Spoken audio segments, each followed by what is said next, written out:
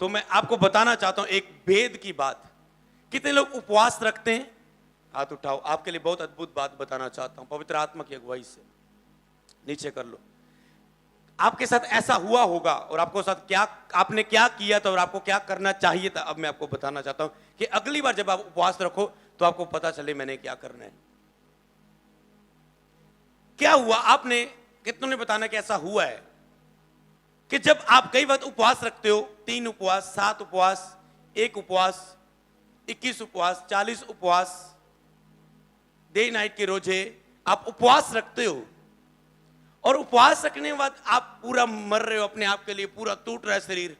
जब आपके 21 या 40 उपवास या 3 दिन रात के रोजे खत्म हुए और आपको पता है हम तो रज के खावांगे, होता ना पहले? होता है, शर्माओ मत, बताओ कि होता है। खत्म होने वाला ही आ। जेड़ी जेड़ी चीज़ें मोहरे आंदियां छड्डनियां नहीं हुण, जेड़ी उपवास दे देना चाहिए सी, और आपको वही चीजें आदि वही लेनी आप जाके खरीदनी है। होता है। दूसरी बात क्या होता है, क्या होता है कि आपको लगता है बहुत उपवास रखे, अब थोड़ा सा रेस्ट कर लें, थोड़ी प्रेयर कम कर दें, अब थोड़ा सा बाइबल लिखिया शरीर वाल भी ख्याल रखा करो, अब थोड़ा सा शरीर की ओर ध्यान देते हैं, थोड़े से कामों की ओर ध्यान देते हैं। 40 उपवास में बहुत प्रेरणा की है, अब थोड़े से कामकाज जो है, जब मिनिस्ट्री के कुछ कामकाज हैं उसकी ओर थोड़ा ध्यान दे लेते हैं। अब थोड़ा सा जो बिजनेस है, जब फैमिली में घूमना शूमने चलते हैं ना थोड़ा सा बाहर, तो उस चीज में एक चीज याद रखो, मैं आपको सलाह देता हूं। कईयों को हाँ हो सकता है, कुछ % लोगों को ऐसा आत्मा कुछ हद तक उन्हें रेस्ट दे सकता है, पर वो रेस्ट उनके, अगर वो 2.5 घंटे प्रेयर वाला विश्वासी है तो 2.5 घंटे प्रेयर छोड़ के उसे करने की नहीं दे सकता। अगर वो 5 घंटे करने वाला दिन में पास्टर है प्रेयर, तो उस 5 घंटे 0 प्रेयर करके अपनी वो सब चीजें पूरे करने के लिए प्रभु इजाजत नहीं देगा। अगर ऐसा मन में आ रहा है, टोटली शैतानी है, लिख लो बात अपने मन में लिख लो। वो रेस्ट देगा हाँ, जो क्योंकि उपवास प्रार्थना में हम दिन रात काम करते हैं, दिन रात मतलब आत्मिक क्रियाओं में रहते हैं। कोई चर्च के काम हो सब छोड़ देते हैं, टीम को मिलना छोड़ देते हैं, समझ रहे हो? तो उसके बाद ऐसा नहीं कि हम सब कुछ छोड़ के, प्रेयर छोड़ के अब हम कामों में लग जाएं, और शरीर आपको यह कहने के लिए मजबूर करता है कि अब रेस्ट में जा। पर मैं आपको बताना चाहता हूं, जब आप उपवास रख रहे होते हैं, उपवास रखने के बाद यीशु मसीह ने 40 उपवास रखे, शैतान के साथ लड़ाई होती रही। उपवास जब पूरे हो गए, लिखे उसने अपनी सेवकाई को आरंभ किया, वे बीमारों को चंगा करता, दुष्ट आत्मा को से जकड़ों को आजाद करता हुआ, मिर्गी वालों को आजाद करता हुआ, परमेश्वर के वचन को प्रचार करता हुआ चलता फिरा, और उसके उस नगर में उसका यश फैल गया कि ये महान भविष्यवक्ता हमारे बीच में आया है। समझ रहे हो? उपवास के बाद, खत्म होने के बाद आपको आत्मिक क्रियाओं में जाना है, उसे यूज करना है उस पावर को, कि ता जो अब वो निकले, ना कि रेस्ट में। खाने की आप रेस्ट में जा सकते, थोड़ा थोड़ा इससे में स्टार्ट करो, एकदम से कभी उपवासों के बाद शरीर में ना जाओ। क्योंकि कुछ वचन जो यहां पर लिखे हैं उसमें लिखा है कि पवित्र आत्मा से परिपूर्ण होते जाओ। क्या लिखा है? परिपूर्ण होते जाओ, बढ़ते जाओ। कभी रेस्ट ये नहीं कि 1-2 दिन आप छोड़ दो। एक चीज याद रखना, आपको पवित्र आत्मा से परिपूर्ण होते ही रहना है, चलते ही रहना है, उसमें बने ही रहना है। उसमें नहीं, शरीर आपको कभी भी रेस्ट बोलने को बोलेगा। हाँ, आपको लगता है कि नहीं नहीं करनी जरूरी है, बने रहो आत्मा में। आपको लगेगा मैं तो थका ही नहीं कभी, मैं बेटर कर पा रहा हूं। आत्मा तो ये सोच के बैठा है, आप शरीर की सुन रहे हो। तो आप टोटली शरीर में कभी ना जाओ, आत्मिक क्रिया में रहो। अब यूज करो, अब मीटिंग्स रखो, काम करो, अब आत्मिक क्रियाओं में काम करो, डिसीजंस लो। अब रेस्ट में मत जाओ, उस उपवास प्रार्थना को यूज करो। हालेलुया। और एक और चीज बताता हूं, उपवास प्रार्थना को अगर आप यूज नहीं भी कर पाए, कि 40 दिन उपवास रखे उसके बाद व्यस्त हो गए, उस कई बार आपने देखा 40 उपवास के बाद टोटल आप शरीर में गए, टोटल आपका सब कुछ डाउन हुआ। किन के साथ ऐसा हुआ है कि आप उपवास प्रार्थना में गए, आप कहते 40 दिन बहुत आत्मिक थे, उसके बाद फिर से नॉर्मल लाइफ में क्यों आ गया? हुआ है? बताओ, हाथ उठाओ। तो फिर उस चीज के बाद अब मैं आपको बता दूं, अगर आपने उपवास रखे, चाहे उसके बाद आपने कार्य किया या नहीं, पर मैं आपको एक चीज बताता हूं, उपवास ऐसी चीज है उसका प्रतिफल आएगा ही आएगा, चाहे 1 साल बाद, चाहे 2 साल बाद, चाहे 3 साल बाद, चाहे आज आप शरीर में भी चल रहे हो, पर जो आपने मरा है, क्योंकि लिखा है मसीह में की मेहनत व्यर्थ नहीं है, उसका तो प्रतिफल आएगा ही आएगा यीशु नाम में।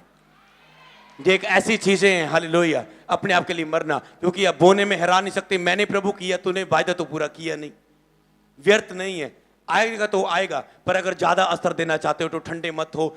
जब भी आपको लगे कि अब थोड़ा शरीर में दें। एक दिन ऐसा हुआ, कुछ बच्चे सीखने के लिए उन्होंने टाइम निकाला, 20 दिन हमने अपने चर्च के कुछ डिसाइपलशिप मीटिंग हुई और वो सीखने लगे बच्चे। 20 दिन में वो जोश से भर गए, पूरे विश्वास से भर गए। हम बीमारों पर हाथ रखेंगे, बीमार चंगे होंगे, हम ये धमाके पावांगे, हुण आपां पर गए वचन ना, हुण निकल के चेलिया वांगू छत तो उतर के आपां 3000 5000 बदलांगे, आपां पतरस वांगू, ऐसे जोश से भर गए। मैंने उन्हें बताया, मैंने कहा मैं भी इसमें से निकला हूं।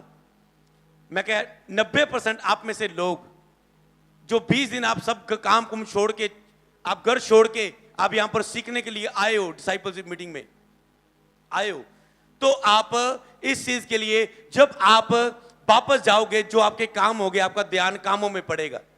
ओ जी मेरे घर, मेरी दुकान पीछे रह गई, मेरे दुकान का काम, मेरा ये काम, मेरा वो काम,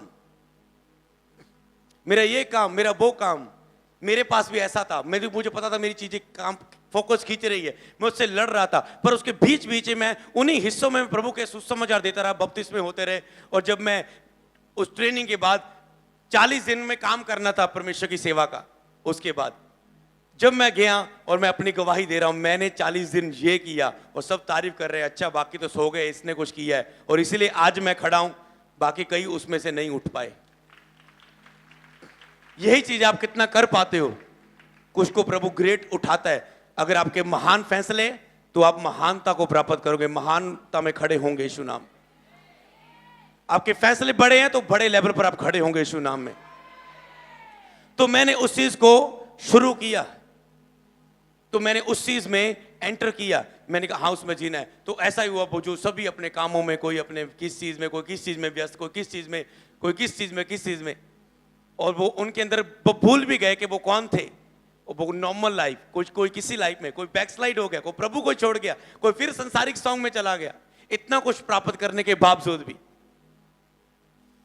हालेलुया।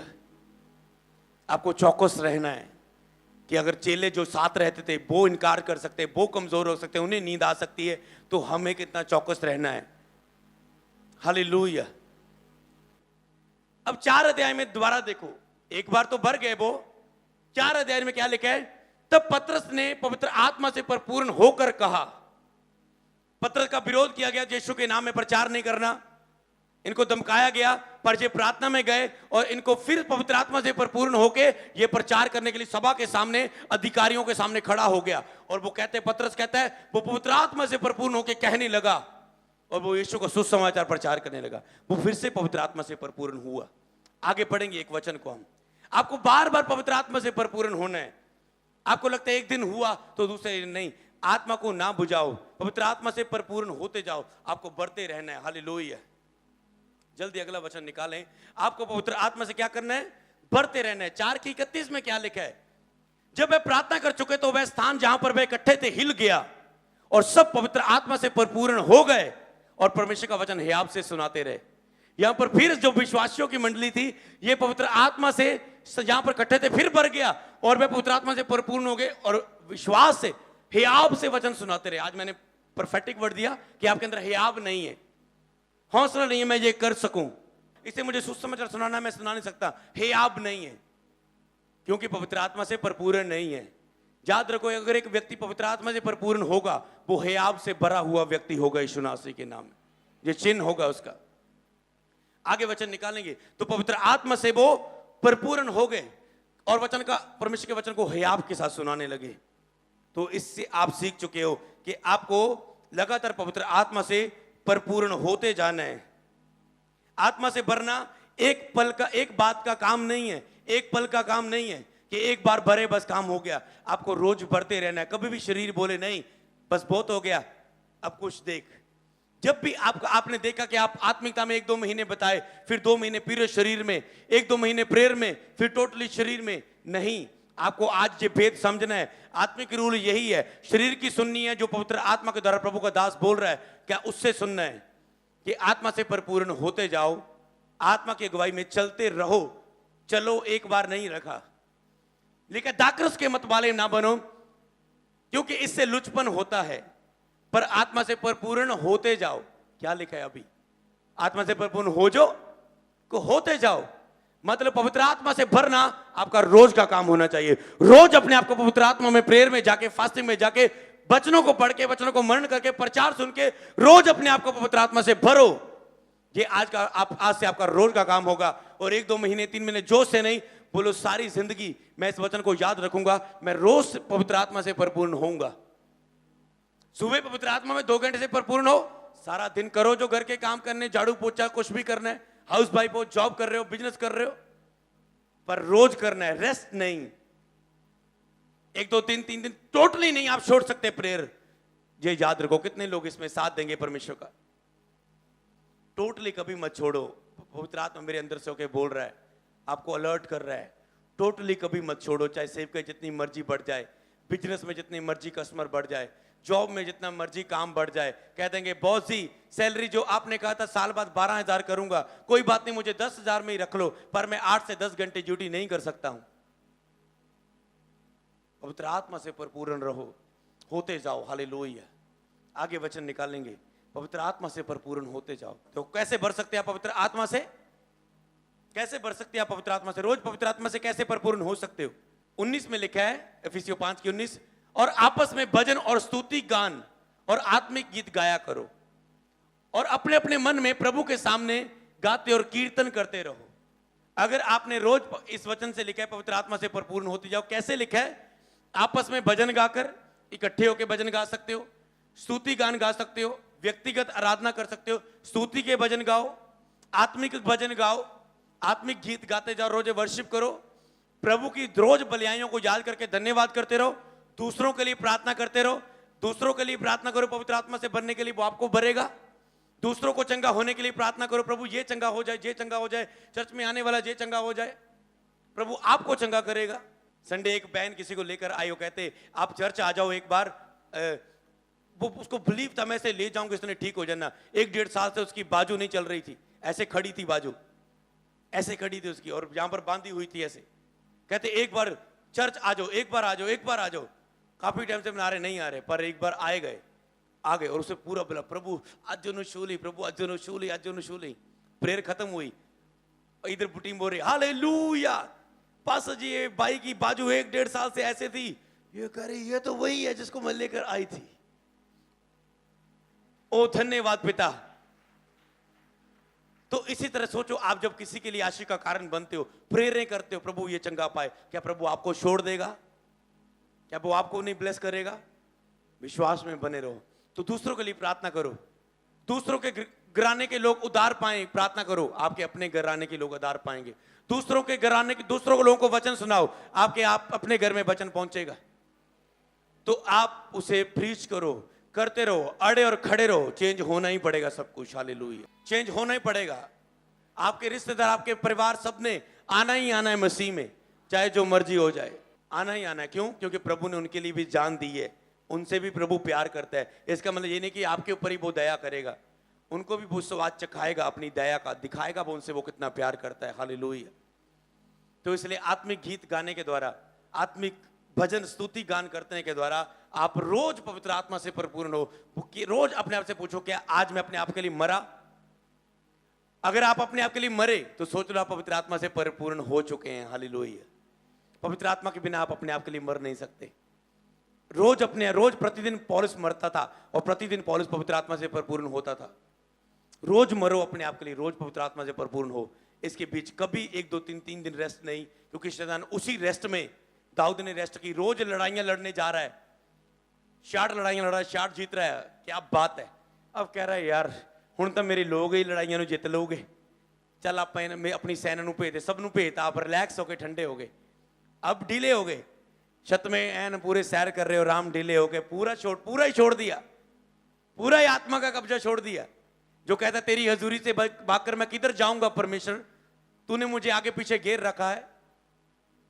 पर अब जे छत से घूम रहा है, एक लड़की को नहाती हुई देख रहा है और उसे उसे उसके लिए अभिलाषा प्रकट होती है और उसे बुलाता है अपने बंदों को भेज के, और उसके साथ पाप करता है, उसके पति को मरवा देता है बाद में जंग में आगे लड़ने के लिए, एक पाप के बाद अगला पाप, पाप को छुपाने के लिए। तो उसके बाद आपको पता है उसने पश्चाताप भी किया, पर उसके दंड आया उसकी लाइफ में। तो आप इन चीजों में अलर्ट हो जाओ, ढीले मत हो जाओ। पतरस एक ही रात सोया था ना, एक ही रात सिर्फ। प्रभु ने कहा क्या तू कम से कम 1 घंटा भी मेरे साथ जाग नहीं सका पतरस? 1 घंटे की तो बात थी कम से कम, उसी में ही भरपूरी आ जानी थी, बाकी चाहे सो जाता सुबह बचने के लिए परीक्षा से। समझ रहे ना? उपवास में अपने 5-5 घंटे, आपको पता है उपवास में तो सारा दिन प्रभु के साथ बिताना है, बिताए, पर इसका मतलब टोटली शून्य मत हो जाओ। 2.5 घंटे तो कंप्लीट रखो अपने। समझ रहे हो मैं क्या बताना चाहता हूं? कभी भी जीरो मत होने देना, कभी भी नहीं। ये नहीं कि 1 महीना रेस्ट है, जब टोटली शरीर की बात है, प्रभु ऐसे कभी नहीं कहेंगे, क्योंकि प्रभु को पता है 1 महीना भी ये मुझसे अलग रहकर नहीं रह सकते। और क्योंकि शैतान तो गर्जने वाले शेर के समान कमरा है, कब आप रेस्ट करें और कब वो आपको अरेस्ट करे। समझ रहे हो? कब आप रेस्ट करें और कब शैतान आपको अरेस्ट कर ले, कब्जा कर ले, कि आपको मैं कब्जे में लेता हूं, पुलिस वाले कहते हैं ना। तो इसी तरह ऐसा ना हो जाए आपके साथ, तो पवित्र आत्मा से परिपूर्ण होते जाओ। बोलो थैंक यू होली स्पिरिट।